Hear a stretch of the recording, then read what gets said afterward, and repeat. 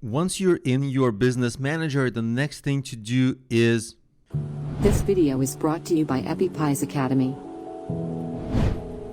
get into the ad manager and set up your page. Now you may be used to or still see Facebook's old design for this, which looks like this. If you see something like this, you basically just need to go into business settings. So it will look like this, and you need to go into your accounts and add pages because you'll need to add a page.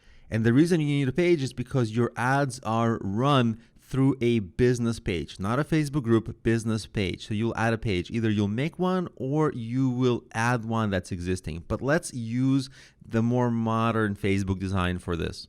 This is your business manager home. And so what you would do is go to your business settings, and it's going to look very similar to that previous page. And then of course you go to pages.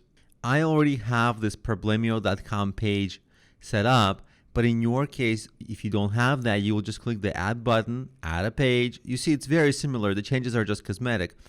And if you're doing this for a client or a partner, you would request access to a page and you'd enter the page there. Or you can create a new page. If you already have an existing page, you would use this, and then you would just paste the URL of the page and add the page, and it will look something like this for you. And you will have your page added, and then all the ads you'd run would be through this page. So in the upcoming videos, we're going to be using this page to set up your ads.